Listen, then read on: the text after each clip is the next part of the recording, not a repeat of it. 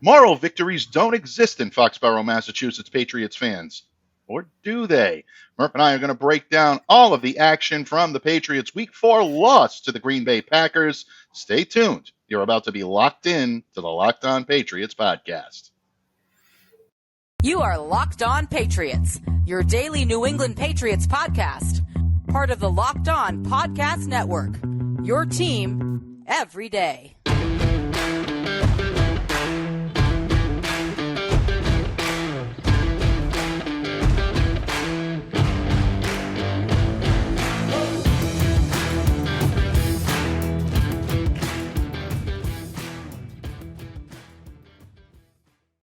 Hello to all of you Foxborough faithful, and thank you once again for making Locked On Patriots a daily part of your New England Patriots coverage and also your first listen every day. Remember, Locked On Patriots is free and available on all platforms, including YouTube, so smash that subscribe button and download, subscribe to, and follow Locked On Patriots wherever you get your audio podcasts. My name is Mike Debate. I cover your New England Patriots for Patriots Country of Sports Illustrated. Let me know what's on your mind. Reach out to me on Twitter at MDABATENFL. While you're out there showing some love to the Twitterverse, please be sure to follow the Locked On Patriots account as well at LO_Patriots. As you can see, folks, it is hashtag Locked On Murph Monday. My good friend, the Count of Murphy Fisto himself, is going to jump in here in just a moment. But first, today's episode is brought to you by Prize Picks. Prize Picks is a daily fantasy made easy. Pick 2 to 5 players, and if they score more or less than their Prize Picks projection, you can win up to 10 times your money on your entry. First-time users can receive a 100% instant deposit match up to $100 with promo code LOCKEDON. That's prizepicks.com, promo code LOCKEDON. Folks, the legendary Count of Murphy Fisto, Thomas Murphy of E2Gsports.com, joins me here today breaking down the Patriots' 27-24 overtime loss to the Green Bay Packers. And Murph, before I ask you to jump in here and lend your green wisdom and counsel, which was put on display so often yesterday, I feel like they owed you a little bit of credit on the CBS broadcast.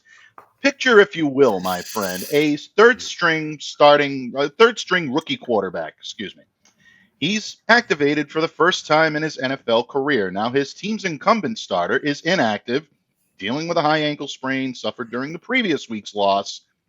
Veteran signal caller is called upon to start in his stead, but then he's forced to leave the game with a head injury after just 2 offensive series. The rookie is then called upon to take the ball against one of the NFL's most storied franchises and arguably its most hallowed cathedral, with no discernible option on the roster to relieve him if necessary. Murph, if that is not the definition of trial by fire, I don't know what is, but those are the circumstances that Bailey Zappe had to go through yesterday. And I will say that the kid performed relatively well in those circumstances. 10 of 15 passes, 99 yards, some good, some not so good. Let's get to the green wisdom and counsel, Bud. What were your thoughts on Bailey Zappe yesterday and how he was able to handle a very difficult situation in Green Bay? Efficient, if not unspectacular. How about that? He ran the plays that were called for them. I think this was the first week that anybody on the planet who isn't me can't get on Matt Patricia for his game plan.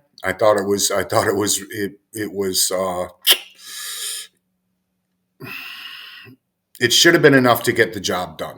It was very what's the word I'm looking for? Again, unspectacular. There wasn't a lot except for the end around to Bourne, the jet sweep to Bourne. It was very straightforward. He actually followed my keys to a great deal. He went with the power running game. I don't think he gave Zappe enough leash to do anything more. I didn't like the total ignoring of the tight end position, and I thought with Zappe's arm and the way that Green Bay was playing to stop the run, They could have done more. He could have Mhm. gone downfield a bit more. I like this kid's arm, but they were too busy protecting him to go for the win. And but no, it was a professional outing. I mean, how much good can you say about 15 completions for 99 yards? Yeah, it's true. I mean, you look at what he was able to do and the stats that he put up there, they're not going to illuminate the stat sheet. I mean, No. anybody else puts up this type of performance, and you're going to say, What well, the what hell? happened to the quarterback? I mean, Yeah. really, what's going on there in New England? But I think Zappe coming in under very difficult circumstances. So you saw some of what Bill Belichick and company saw in him when they drafted him in the Right. fourth round of the draft this year. Accurate, short, intermediate areas of the field is where he really does a great job. Throws in rhythm, very much like Mac and Brian Hoyer in that regard. So you can understand why Yeah. this kid was brought in because he is a very similar type quarterback from what we've seen. Jarrett Stidham was not that type of quarterback, folks. No. Cam Newton was not that type of quarterback, but Bailey Zappe fits the Patriots mold. So when you can move well within the pocket, you've got confidence, you've got competitiveness. I saw that in Bailey yesterday. Good job for him to be able to come in and do that. But there were issues where he did look every bit like a rookie. Right. And I'm not knocking the kid for that, but I mean, it's a fact of the matter. There were issues where he had difficulty maintaining his accuracy, especially when he's trying to throw on the move. We Yep. saw some issues with recognizing pressure. Obviously, 3 sacks yesterday. A lot of that on the O line. We'll get to that in a little bit as well. Missed Henry a couple of times when he was Yeah. wide open and didn't throw Hmm. the ball to him till later. He needed to get that ball out quicker, Yeah. and he just did. But what are you going to do? He's a child. Mm. He's a child, and I don't want to rip him because he did put the team in position to win. But they didn't, and I just can't throw him up on my shoulders and run around the park with him and say, fantastic, we have a quarterback controversy. We don't. Yeah, no, and I don't think anybody is going to push that narrative unless they are agendally pushing that narrative. I don't know if agendally is a word, Murph, but I think, well, for the Two sake of to two to argument the here, 2 to 6 agenda. absolutely. You know what?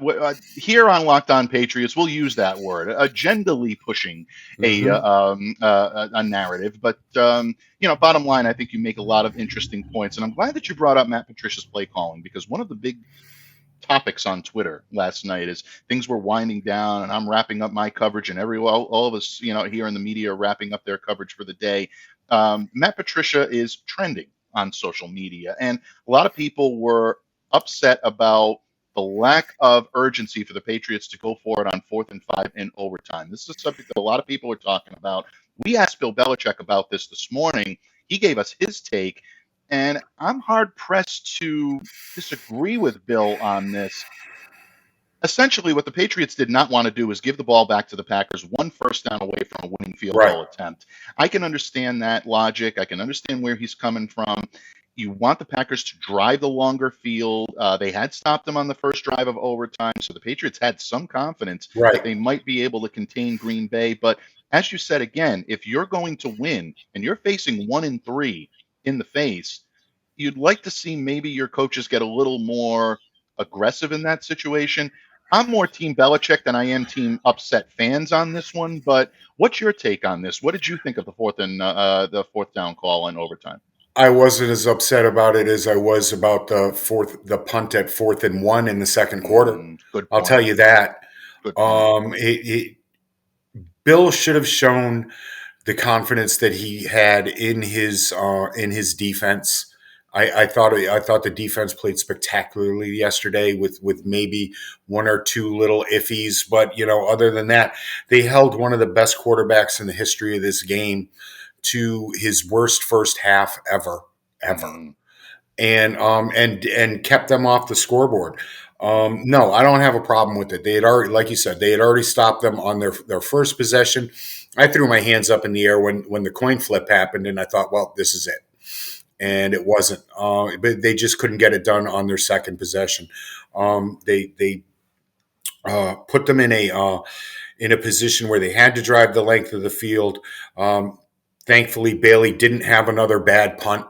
which happened. I think it was in the fourth or third quarter that he just muffed that. And no, I'm with Bill on this. You folks should be more upset about not going at fourth and one in the second quarter and taking that penalty and punting away. That's where you need to be aggressive. Okay, that's where when you are the New England Patriots and you have to play a perfect game to get a W against the better teams in this league, that's when you need to be aggressive. Is to go for it there. And I think that they left points on that. I was sure with the way the running game was clicking at that point in time that they would have had no problem picking up that. It wasn't even a yard. It was 5 feet. Yeah, absolutely. And, again, conservatively playing sometimes can be good for a young quarterback to protect his ego, to protect his future. And I think a lot of that was managed yesterday, but there is something to be said as well about having some aggression and really showing a little bit in terms of being able to go for the jugular against a team that really was ripe for the picking yesterday. Right. And I also think that this was a game that the Patriots had every chance to win yesterday, Right. despite the circumstances. The third one. I opened the show by setting that scenario. You give that scenario to most other teams in the league, and that's a very lopsided loss that you're looking at to finish telling the story. A lot of poise and a lot of competitiveness shown by the Patriots yesterday, but Murph, a wise man once said they don't award points for second place. So, right now the Patriots are not in second place. Right now they are in last place in the AFC East for the first time in a whole long while. And there were opportunities yesterday to get the job done, folks. And there were also some opportunities left on the table, mostly on the offensive side of the ball. And Murph and I are going to discuss those opportunities in just a moment when this episode of the Locked On Patriots podcast continues. But first, folks, let me tell you a little bit about our good friends over at Prize Picks, because Prize Picks is daily fantasy made easy. And let me tell you how it works. Pick 2 to 5 players, and if they score more or less than their Prize Picks projection, you can win up to 10 times your money on any entry. There's no competing against other people. You don't have to compete with me and Murph. You go against the projections available. And Prize Picks offers projections on any sport that you watch, not just the NFL, but NBA, Major League Baseball, NHL, PGA Tour, college football, men's and women's college basketball, soccer, and so much more. Entries can be made in 60 seconds or less. That's right, folks. It's that simple. It's safe and it's fast when it comes to withdrawals, and it's currently operational in over 30 states and in Canada. So download the PrizePicks app or go to prizepicks.com to sign up and play daily fantasy sports. First-time users can receive a 100% instant deposit match up to $100 when you use the promo code Locked On. That means if you deposit $100, the Prize Picks will give you $100. If you deposit $50, Prize Picks will give you $50. And don't forget to enter the promo code Locked On at sign up for an instant deposit match up to $500. That's prizepicks.com. Patriots fans, the legendary Thomas Murphy, the Count of Murphy Fisto himself, the Green King of Sting, joins me here today. Legendary columnist from E2GSports.com. Murph, your green wisdom and counsel and your keys were being turned all over the place in Foxborough yesterday in the Patriots' 27-24 overtime loss to the Green Bay Packers. But when you look at this matchup and you look at the game, we've talked a little bit about Bailey Zappe and his debut. You really can't put the game on his shoulders in terms of win or loss blameage. I think Bailey did enough to be able to earn credit for either. Let's put it that way. That may be the most diplomatic way for me to put it. But there were opportunities on the offensive side of the ball and some areas for concern. Before we get into the good, my friend, because we always like to end on a good note, what concerned you yesterday from the Patriots' offensive output? Once again, it's really hard with the fact that Zappe was in there, which we called, by the way, last week. We said there was a really good chance that was going to happen. But a lack of using the middle of the field really upset me. I thought he could have busted a seam or two once or twice. Once again, he He missed a couple of receivers when they were open, and then tried to force the ball in there when it wasn't. When it was just a tick too late. We're talking a tick too late here, people. And once it, luckily for him, the strip sack didn't turn into any points for Green Bay. That was pretty fortuitous right there. That my man came up with the interception for the picks right after that, and that was really nice. And but no, it would really be nitpicking. Did you see anything that I haven't spoken about? No, I mean, I think you hit the nail right on the head. I mean, if I'm being nitpicky here, and this is probably overly nitpicky, Isaiah Wynn continues to struggle at the right Okay, side on the yeah, tackle. This was something that is, I don't want to say a major concern of it mine, but is. it's No, getting to be a it is major of mine. concern of mine. Um, Two costly sacks. A lot of what we saw yesterday was Wynn continuing to have difficulty when he's trying to Right. identify or defend against the wide rushes. This is something that really gave him He's difficulty checked out. yesterday. Yeah, and He's you checked also out. and you look at it, and Marcus Cannon, who hadn't taken a snap in New England in quite some time, comes in. Not only was he employed or deployed, I should say, in some of those jumbo tight end packages, which we'll be talking about here on Wednesday with the Countess of Class, he also was able to, I think, really open up a lot when it came to the run game in the second half, Yep. especially. And we're going to talk about the run game in just a second. But if there is one thing that I'm taking away, yeah, it's definitely it's the guarding on the outside, the tackle position, especially on the right side, on the Yep. outside, and how easily some of these problems are arising. So Yeah. the penalties as well. You Right. cannot expect to win, when you're getting whistled for penalties. And Isaiah's been he's had his share, for lack of a better term, this year. So yeah, if there's a concern of mine, that's definitely something that left me, walking away with a bitter taste in my mouth on Yeah, Sunday. no, no, no, no. I completely agree, and I'm sorry that went over my head that I hadn't brought that up.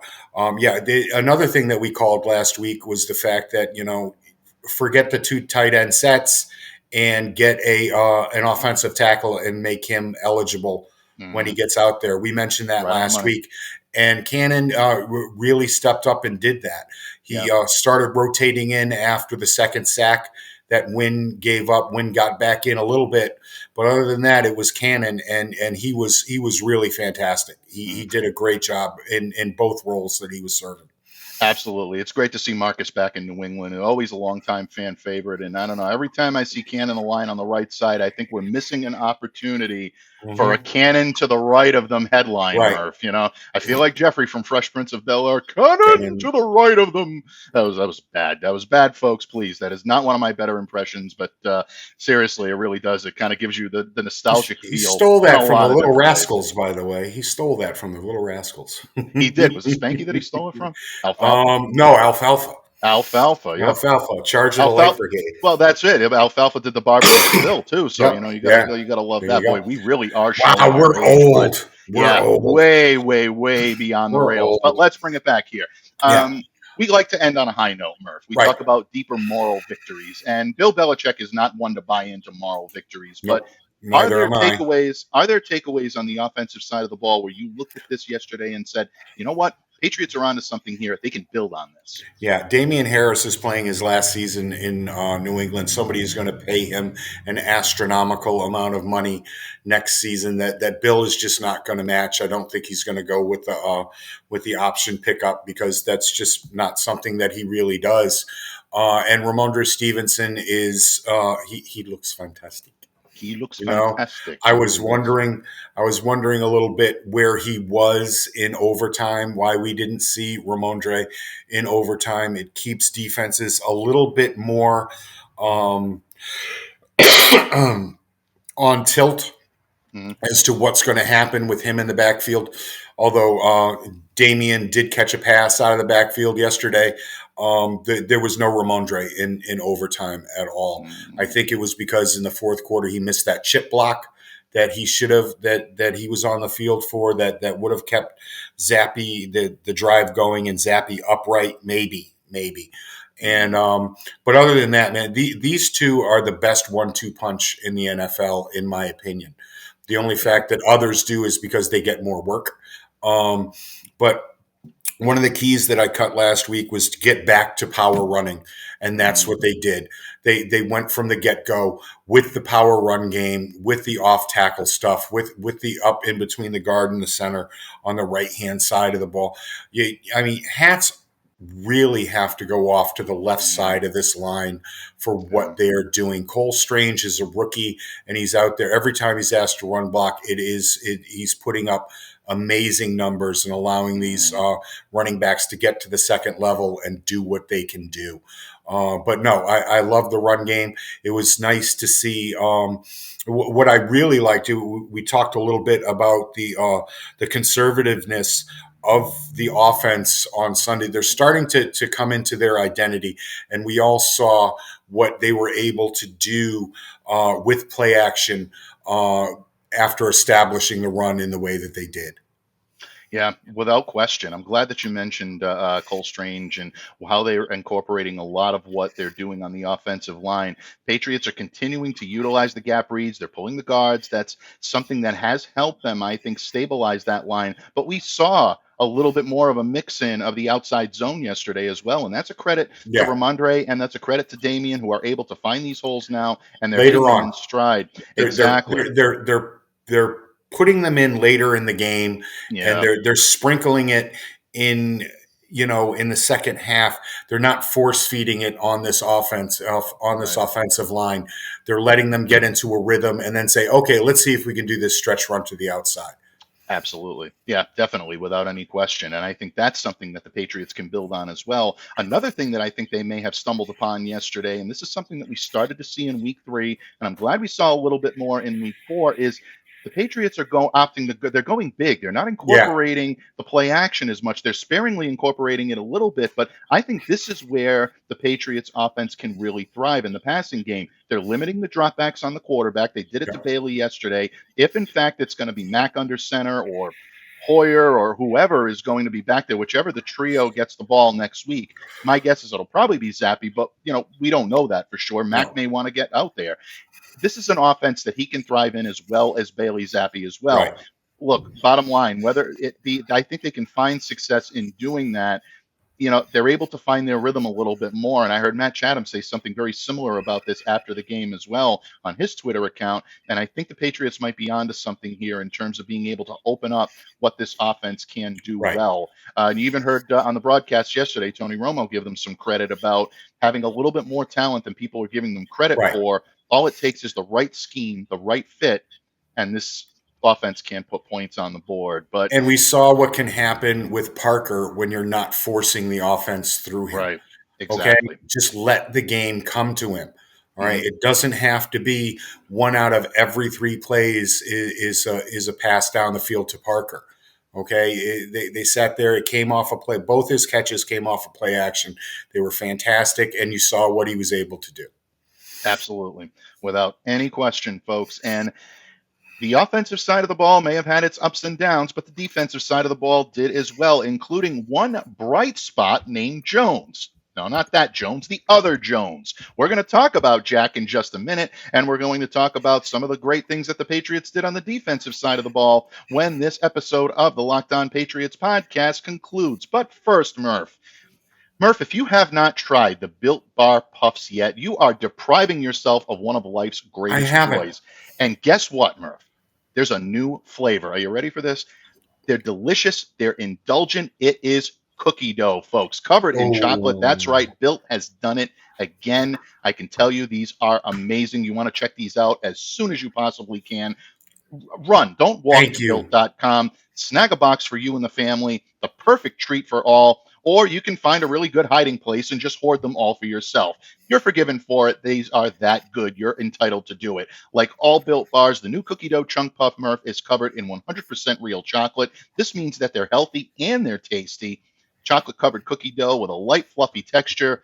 Just sounds amazing, doesn't it? But what's great about Built and all of their products is that every single one of their bars are made with collagen protein, which your body absorbs more efficiently. That provides you with tons of health benefits so you can eat something that tastes good and is good for you too. You're going to love the new cookie dough chunk puff bar, folks, whether you need a snack for your workout or a late night treat or just to grab a quick bite.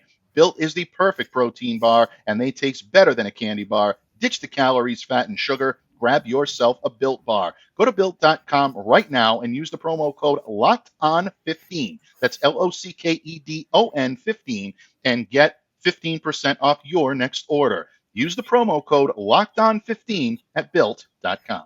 Love it. Love it. Love the Built Bars. Oh, Yeah, can't and wait to these get these and puffs. believe me, these do live up to the hype. I can tell you that from personal experience, folks.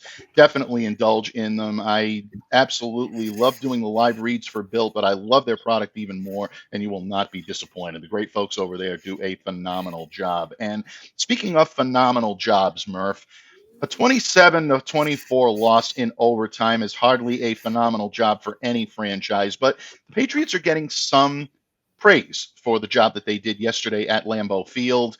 And moral victories aside, there were some bright spots for the New England Patriots on the defensive side of the ball, but if we're being honest, allowing 27 points is always a concern no matter what. So before we end things on a high note, my friend, Okay. was there anything on the defensive side of the ball yesterday that concerned you that could be a problem moving forward for the New England Patriots? Yeah, and that's in the play calling. I'm gonna put this on the defensive coordinator, whoever you want it to be, when they got away from the press man.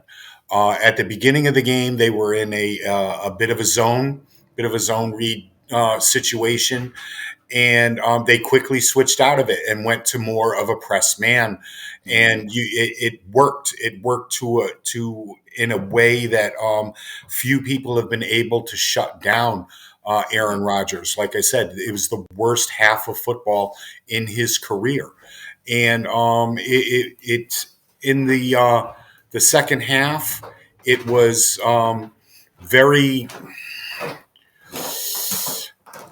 loose. Okay, Mhm. they kind of backed off quite a bit, and gave these receivers too much room. Old men were out there with 6 feet of space. Mhm. Okay, you can't have that. You can't give Aaron Rodgers that, and that was kind of upsetting. That was a little bit of a turnoff for me because they were doing so well when they were up Mhm. in everybody's face. Yeah, very good point. Very good point. And, I mean, play calling is always a concern on both sides of the ball. And I don't think it gets enough attention on the defensive side of the ball. Everybody looks at offensive play calling and what are you doing to be aggressive and get points into the end zone. Defensive play calling can be as much of a detriment if it's done incorrectly. And I think you've pointed out that pretty well. If I'm being a stat nitpicker here, I think the Patriots definitely missed Lawrence Guy on the field Yeah, yesterday, without any question. You look at the defensive front that they put up, and three yeah, talented ball players, and Devon Godchow, Christian Barmore, and Dietrich Wise Jr. starting in the 3-4 front. But at the same time, you look at that potent Green Bay running attack of Aaron right, Jones and A.J. Dillon come in averaging 8.2 yards per carry. They averaged that in the first quarter alone. And without Guy in that lineup, it prevented the Patriots from being able to align in what had become a much improved run defense. You saw right, this in the second half against the Ravens in week 3. The Ravens were able to exploit it at that point with Lawrence out, and Green Bay did it all day yesterday. 33 handoffs altogether, 183 rushing yards between those two alone. And then you take a look at the fact that they did it against the majority of the Patriots' base right. defense. So if there's an area of concern, it's hoping that Lawrence Guy gets back on the field pretty soon. I think if anybody was concerned or wondering what his value still was to the team, I think you've seen it in the last, maybe 6 quarters of Patriots football so far on the defensive side of the ball. Yeah, and I'm Murph, done with Miles Bryant. I'm done. and Done. I didn't want to bring it up because I know this is already a tough year for you with the whole Yeah, Brandon Bolin thing. It's yeah, difficult, but yeah, I think a lot of us are feeling what you're feeling right now there. Murph, we have to end on a high note. It's yep, the nature of Locked On Patriots. Call me overly positive, call me a homer, whatever, but this is a situation where I think the Patriots can build on a very good performance they got from a rookie named Jones right. yesterday. And as you can see, folks, check my Twitter feed. I have a new favorite .gif file. I am definitely loving not that Jones, the other Jones. It's becoming my new who made that man a gunner.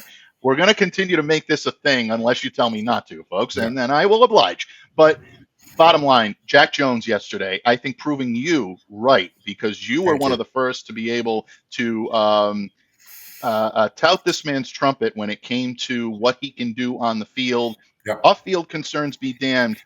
This kid can play. Yeah. All hail to Panda Express, that I like to call him, or the Jack Jack attack, which we saw on Sunday. I'm in love with both the Joneses.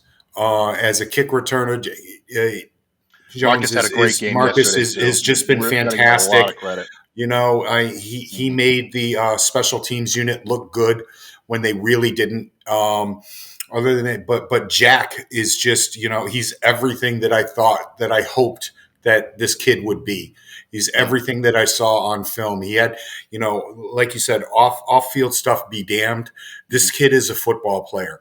Now there were some issues with him and being run at late mhm. in the second half. He's Right. not a huge guy, people. He's not. He's got to get his technique down for tackling a little bit better. But you Mhm, saw everything that I said the day after he was drafted. Bill got this Bill who can't build a GM who can't draft. mhm, Went out and found this kid in the fourth round and said, this isn't a flyer pick. This is a pick. This is the next kid that we could build around mhm, in with this Patriots defense. He could end up being the next great cornerback mhm. in this system. Um, I'm just thrilled. I'm just thrilled. The jersey is ordered. He's going to be here forever. That's the way I feel. It was just a great. I talked in the past about his over aggressiveness. If you watch on the pick six play, he Mhm. actually overran that ball. He had to Yep. reach back for it because he Yep. overran the ball, and then took it to the house. It Mhm. was He's a beautiful football player, a fantastic athlete. He's smarter than sin, I'm just glad he's a Patriot. I'm just Yeah. glad that teams passed on this kid 97 times before the Patriots freaking got it 97 times. 97 times. Very Ed Rooney of you on Yeah, this Monday morning. Yep. that's it. Well, Murph is not taking a day off, that's for sure, because the analysis is spot Yep. on, and I agree with you. I mean, you mentioned the pick six. Not only was it difficult from a physical standpoint, let me just give you a little status to how difficult it was against the guy he did it against. Thank you. Poor grammar there. I apologize, folks. But you want to talk about Aaron Rodgers throwing an interception return for a pick six at Lambeau Field. This was only the second time in It's one time, 3,511. one before Sunday. Absolutely. The second time in 3,511 pass attempts at Lambeau Field that Rodgers had an interception return for a touchdown in his home stadium. So you want to talk about, a kid that really steps up when you need it. That's exactly it. And look, there are definitely, mechanical issues and, like you said, tackling issues that need to be addressed. He's a rookie. We can't Yep. expect him to automatically become the second coming of Ty Law or Stephon Gilmore or anything of that nature. But this kid has that capability. You He saw has the it. intangibles yesterday. And when I say off the field issues be damned, nobody's lessening Yeah. what happened off the Right. field. I'm certainly not doing that. But when you take those aside and you look at what this kid brings logistically and the growth that he's shown in As a some human of the being. Yep. exactly, and we've talked to him a lot this summer because Jack was one of the standout stars of training Right. camp, preseason, and now into the regular season. You can see the maturity, you can see the contrition for what happened in the past, and now moving forward. So, tip of the cap to Jack Jones, who really had an amazing game, and an honorable mention to our guy Matthew Judon, who continues to do great things. 5 tackles yesterday, 7 yard Yep. sack of Aaron Rodgers in the first quarter. Amazing post game sweater, folks. If you haven't checked it out, take a look at our conversation with Matthew Judon in the media. You take a look at it. You'll be glad you did, folks. It definitely is great. But he continues to be a fan favorite and well deserved. Well, just so. Murph, Another before shout we out, Jelani Tavai. He yes, had a fantastic game. As long as he's going downhill, I'm happy. mm-hmm. you know? Absolutely. And, Tobias had his share of detractors about Right. people that didn't believe he, you know, Even belonged on the belonged on the roster. roster. And, Yeah. I'll be honest with you. I was very critical as well, but he stepped up, pretty well, and he's definitely proving his worth. So, folks, it's not a situation where we're taking a moral victory, but all No. hope is not lost for the New England Patriots. Even at 1-3, maybe you're looking at a tough road ahead for the Patriots in 2022, but it's not an insurmountable road to cross. And we will continue to break down how the Patriots will cross it right here on Locked On Patriots. And I thank my good friend, the Counter Murphy Fisto himself, Thomas Murphy, for joining me each and every Monday here on Locked On Patriots. Don Murph, always my honor, always my privilege to talk football with you. Before I let you go, please let everyone know where they can absorb your great wisdom and counsel each and every week and what you have coming up on the horizon. Yeah, you can check me out at TMurph207 on the Bird app. Shout out to Mark Schofield.